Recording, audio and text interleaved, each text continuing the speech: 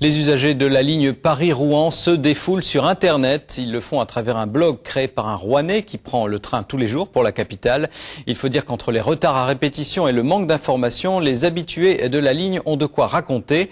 Le blog baptisé Train-Train Quotidien enregistre plusieurs centaines de connexions par jour. Sandrine Aramon, Bruno Bellamri. La toile s'enflamme. Courriers ulcérés, condamnations sans détour, la SNCF n'a qu'à bien se tenir. Le blog Train-Train Quotidien se fait l'écho du mécontentement grandissant des usagers. 400 à 500 visiteurs par jour. Le créateur du blog Le Voici, Xavier Moisan, un usager quotidien de la ligne Rouen-Paris. Aller-retour Rouen-Paris sans problème aujourd'hui, sans retard. Mais ce matin, train de 6h40. Une voiture en moins et donc 80 voyageurs qui ont voyagé pendant 1h20 debout dans les travées. Son carnet de bord s'est transformé en défouloir. Retard à répétition, absence d'information. Les abonnés de la SNCF, usagers de la ligne Le Havre-Rouen-Paris, sont au bord de la crise de nerfs.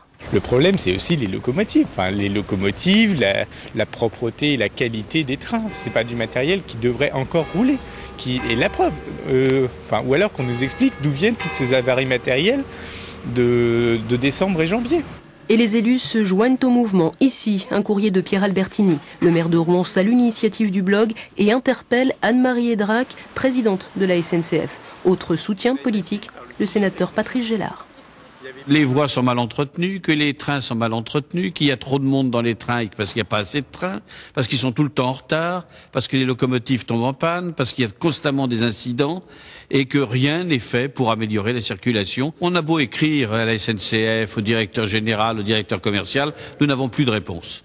Par conséquent, il est temps que les usagers se manifestent et puis peut-être faudra aller plus loin par la suite. Et les blogueurs ne se contentent pas d'écrits, la contestation s'organise. En fait, le blog sert aussi aux gens à réfléchir ensemble à ce qu'ils pourraient faire. Il y en a qui parlent de bloquer les trains un matin en descendant sur les voies. Il y a un moment où il faut arrêter peut-être de payer un service qui n'est pas rendu. Contactée, la SNCF n'a pas trouvé d'interlocuteur habilité à nous répondre le jour du tournage. L'émergence de ces blogs de contestation désarçonne la communication du service public qui travaille activement sur ce dossier devenu sensible.